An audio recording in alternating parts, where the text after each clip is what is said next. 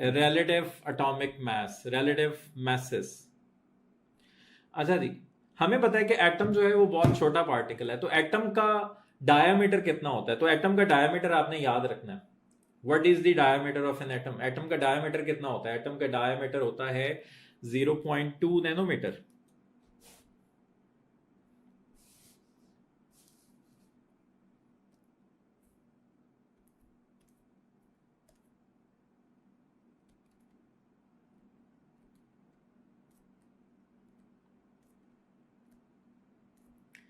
Atom का diameter होता है 0.2 नैनोमीटर, ठीक है, या 2 × 10⁻⁻10 मीटर्स, ठीक है।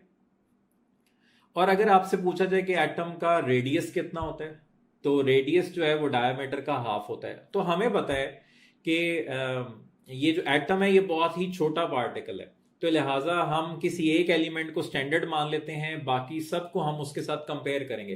पहले जो हम स्टैंडर्ड जिसको मानते थे दैट इज हाइड्रोजन। पहले हम जिस एलिमेंट को स्टैंडर्ड मानते थे दैट इज हाइड्रोजन। हाइड्रोजन के एक एटम का मैस, ये हमारे पास एक हाइड्रोजन एटम है, हाइड्रोजन के एक एटम का मैस है 1 AMU। और इसमें जो हमारा स्टैंडर्ड मैस है दैट इज 1 AMU। जैसे कि अगर हम बाजार जाते हैं, अगर हम तगड़ी की बात करें, अगर आप लोग सब्जी खरीदने गए हैं, तो उसमें एक तरफ हमारे पास नोन मैस होता है, एक तरफ अननोन मैस होता है। 1 kg का स्टोन होता है, या 0.5 kg का स्टोन होता है, ठीक है, या 2 kg का स्टोन होता है। तो एक तरफ हमारे पास नोन मैस होता है और एक तरफ अननोन मैस होता है। तो उसकी मदद से हम अननोन मैस जो है उसको फाइंड आउट कर लेते हैं। तो यहां पर भी जो हमारा स्टैंडर्ड था दैट इज हाइड्रोजन, और हाइड्रोजन के एक एटम का मैस है 1 AMU, और 1 AMU ही हमारा स्टैंडर्ड है। ये हमारा स्टैंडर्ड मैस है 1 AMU। तो अगर हम सोडियम को कंपेयर कर रहे हैं हाइड्रोजन के साथ, तो मैं ये कहता हूं कि जो सोडियम है वो हाइड्रोजन से 23 टाइम्स हैवियर है। तो इसका मतलब है सोडियम का मैस है 23 AMU। लेकिन अब जो हम स्टैंडर्ड मानते हैं वो हम किसको स्टैंडर्ड मानते हैं? अब हम स्टैंडर्ड मानते हैं कार्बन 12 को। Standard is carbon 12। क्यों? अब कार्बन 12 को क्यों हम स्टैंडर्ड मानते हैं? अच्छा, कार्बन के 3 आइसोटॉप्स हैं, कार्बन 12, कार्बन 13, कार्बन 14। कार्बन 12 जो है ये हमारा स्टैंडर्ड है। क्यों? एक तो इसका एग्जैक्ट मैस है। अगर आप ऑक्सीजन की बात करो, एग्जैक्ट मैस से मुराद है कि ये हमारे पास फ्रैक्शंस में नहीं है, ये हमारे पास डेसिमल में नहीं है। इसका एग्जैक्ट मैस है हमारे पास 12 AMU। अगर आप ऑक्सीजन की बात करते हो तो ऑक्सीजन का मैस जो है वो हम कहते हैं 15.9। तो ये इसका एग्जैक्ट मैस है। और दूसरी रीजन है कि ये स्टेबल बहुत ज्यादा है, और तीसरी रीजन है कि इसकी अबंडेंस बहुत ज्यादा है, मोस्ट अबंडेंट। हमें पता है कि ऑर्गेनिक कंपाउंड्स नेचर में बहुत ज्यादा हैं, और तो ऑर्गेनिक कंपाउंड्स का नंबर बहुत ज्यादा है। तो ऑर्गेनिक कंपाउंड्स किससे मिलके बने हैं? कार्बन से। तो लिहाजा ये सबसे ज्यादा अबंडेंट है। तो ये 3 रीजंस हैं कि अब जो हमारा स्टैंडर्ड है वो कार्बन 12 है। अच्छा, हाइड्रोजन के साथ कंपेयर करना आसान था क्योंकि हाइड्रोजन के एक एटम का मैस है 1 AMU, पर कार्बन का जो मैस है वो तो 12 AMU है। तो कार्बन के साथ कैसे कंपेयर करेंगे? तो कार्बन के साथ बेसिकली हम इस तरह कंपेयर करते हैं कि हम कहते हैं पूरे कार्बन एटम का मैस है 12। तो अगर हम कार्बन को 12 पार्ट्स में डिवाइड कर लें, तो कार्बन का जब मैं 1/12 लूंगा, 1/12 of carbon atom, 1/12 of carbon 12, तो इसका मैस होगा 1 AMU। सो अब ये हमारा स्टैंडर्ड है। तो अब हमारा स्टैंडर्ड क्या है? कार्बन 12 का 1/12, ये 1 AMU के बराबर है। तो अब हम कार्बन के 1/12 के साथ कंपेयर करेंगे, कार्बन 12 के 1/12 के साथ कंपेयर करेंगे। अच्छा, यहां पर अब मैं बड़ी इंपॉर्टेंट बात करने लगा हूं। ये डिफरेंट टर्म्स हैं जो आपसे पूछा भी जाता है, आपसे क्वेश्चंस किया भी जाता है कि ये जो 35.5 मैस है क्लोरीन का, ये क्या है? ये एवरेज एटॉमिक मैस है, ये रिलेटिव आइसोटॉपिक मैस है, ये रिलेटिव एटॉमिक मैस है। तो ये सारी बातें जो हैं, ये जो डिफरेंट वर्ड्स हम इस्तेमाल करते हैं, ये कब कब इस्तेमाल करते हैं? अच्छा, रिलेटिव एटॉमिक मैस किसके लिए होता है? बेसिकली जो रिलेटिव एटॉमिक मैस है ये वही मैस है जो हम किसी एलिमेंट का फाइंड आउट कर रहे हैं कार्बन 12 के 1/12 के साथ कंपेयर करके। लेकिन जो रिलेटिव एटॉमिक मैस हमारे पास आ रहा है वो बेसिकली उस एलिमेंट के अगर एक से ज्यादा आइसोटॉप्स हैं तो उन तमाम आइसोटॉप्स का हम एवरेज लेते हैं, तो that is average mass of all isotopes. तो रिलेटिव एटॉमिक मास बेसिकली क्या होता है? Average mass of all isotopes. अब एवरेज कैसे लेते हैं अभी हम इसकी बात करेंगे। फिर नेक्स्ट है हमारे पास रिलेटिव आइसोटॉपिक मास। रिलेटिव आइसोटॉपिक मास, तो रिलेटिव आइसोटॉपिक मास किसी एक आइसोटॉप का मास है। जैसे कि अगर हम कार्बन की बात करते हैं, कार्बन के 3 आइसोटॉप है, कार्बन 12, कार्बन 13, कार्बन 14। तो कार्बन 12 जो है वो रिलेटिव आइसोटॉपिक मास है कार्बन 12 का।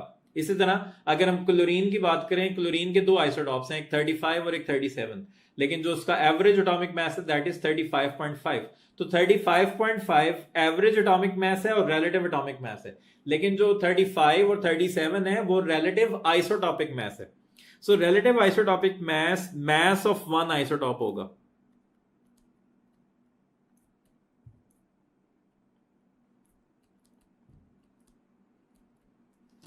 अच्छा, फिर रिलेटिव मॉलिक्यूलर मास, जारी बात है रिलेटिव मॉलिक्यूलर मास एक मॉलिक्यूलर मास होगा एक कंपाउंड का, of molecules of compound. Relative molecular मास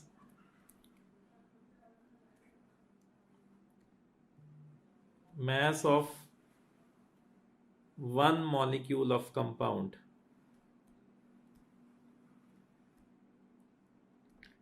फिर relative formula mass, relative formula mass हम किसके लिए इस्तेमाल करेंगे? तो रिलेटिव फार्मूला मैस हम किसके लिए इस्तेमाल करते हैं जी बच्चों?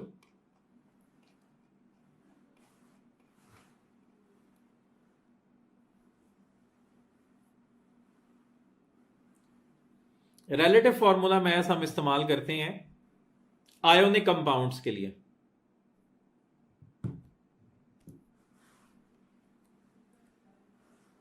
mass of ionic compound। अच्छा, यहां पर अब हम बड़ी इंपॉर्टेंट बात जो है उसको डिस्कस करेंगे। एटॉमिक मैसेस जो हैं क्या वो फ्रैक्शन में हो सकती हैं? एटॉमिक मास जो है क्या वो फ्रैक्शन में हो सकता है? एटॉमिक मास जो है वो फ्रैक्शन में हो भी सकता है और नहीं भी हो सकता, मे और मे नॉट।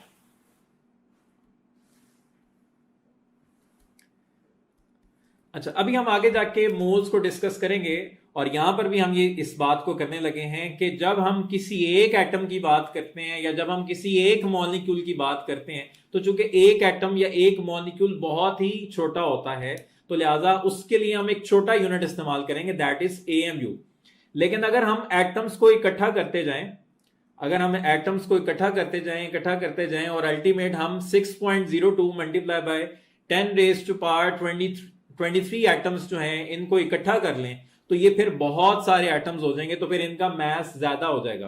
तो फिर इसके लिए फिर हम एक बड़ा यूनिट इस्तेमाल करेंगे, दैट इज ग्राम्स। तो अगर आप एक मॉलिक्यूल या एक एटम की बात कर रहे हो तो उसका मास AMU में लिखेंगे, लेकिन अगर आप एवोगैड्रोस नंबर ऑफ एटम्स या एवोगैड्रोस नंबर ऑफ मॉलिक्यूल्स की बात करोगे तो उसका मास हम ग्राम्स में एक्सप्रेस करेंगे, क्योंकि 1 ग्राम जो है वो इक्वल होता है 6.02 multiply by 10 raise to power 23 AMU के।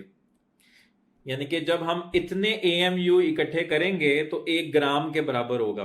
ठीक है, तो अगर आपने AMU की वैल्यू लेनी है, अगर आपने AMU की वैल्यू लेनी है तो आप ये वैल्यू कैसे लोगे?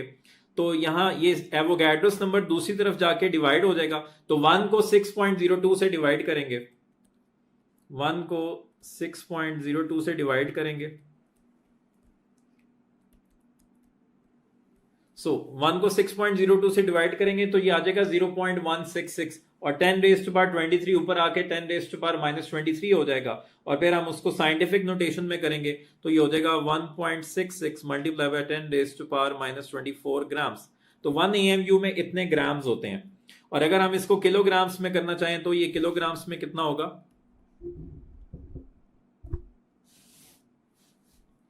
किलोग्राम्स में ये हो जाएगा, इसको मजीद 1000 से हम डिवाइड करेंगे तो ये हो जाएगा -27 किलोग्राम। और अगर हम इसको मिलीग्राम्स में कन्वर्ट करना चाहें तो मिलीग्राम्स में कितना होगा? तो ग्राम से अगर मिलीग्राम में जाना है तो ग्राम से मिलीग्राम में जाने के लिए 1000 से मल्टीप्लाई करेंगे। तो ये हो जाएगा 1.66 मल्टीप्लाई बाय 10⁻⁻21 मिलीग्राम्स। तो 1 AMU में इतने ग्राम्स होते हैं। अगर ये आपको वैल्यू याद नहीं हो रही तो आप ये याद रखो कि 1 ग्राम में 6.02 मल्टीप्लाई बाय 10⁻23 AMU होते हैं। तो फिर AMU से आपने कन्वर्ट हो जाना है ग्राम्स में, और 1 AMU जो है यही हमारा जो है इसको हम कह रहे हैं कि ये हमारा स्टैंडर्ड मैथ है। और अब हमारा स्टैंडर्ड क्या है? पहले 1 AMU क्या था? पहले जो हमारा स्टैंडर्ड था वो 1 एटम था हाइड्रोजन का, दैट इज 1 AMU। लेकिन अब जो हमारा स्टैंडर्ड 1 AMU है दैट इज कार्बन 12 का 1/12। और 1 AMU बेसिकली किसके बराबर है? 1 AMU जो है ये रेसिप्रोकल है एवोगैड्रोस नंबर का। 1 AMU is 1/Na grams।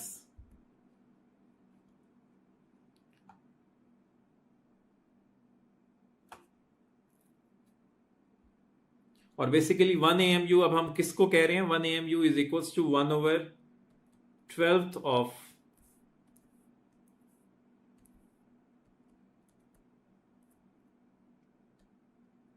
mass of carbon 12। तो ये हमारा 1 AMU है। अच्छा, एवरेज एटॉमिक मास कैसे फाइंड आउट करते हैं?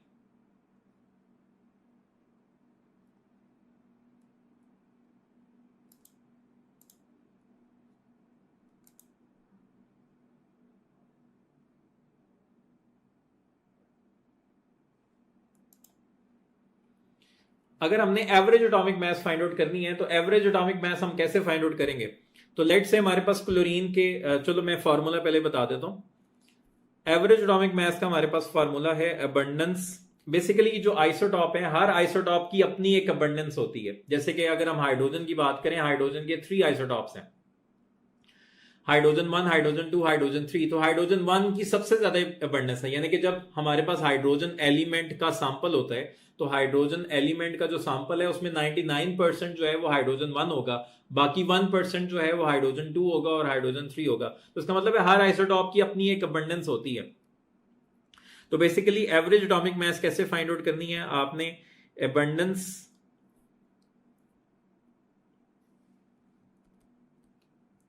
अबंडेंस ऑफ आइसोटॉप 1 और इसको आपने डिवाइड कर देना है सम ऑफ अबंडेंस से।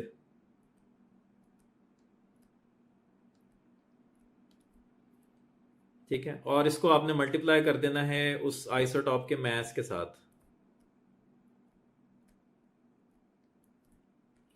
और फिर इसमें आपने ऐड करना है अगली वैल्यू को। इसी तरह अबंडेंस 2, लेट से हम 2 आइसोटॉप की बात, जितने भी आइसोटॉप्स हैं उतनी वैल्यूज हम ऐड करते जाएंगे। Abundance of 2 divided by sum of abundance, और इसको मल्टीप्लाई कर देंगे मास उस आइसोटॉप के मास के साथ।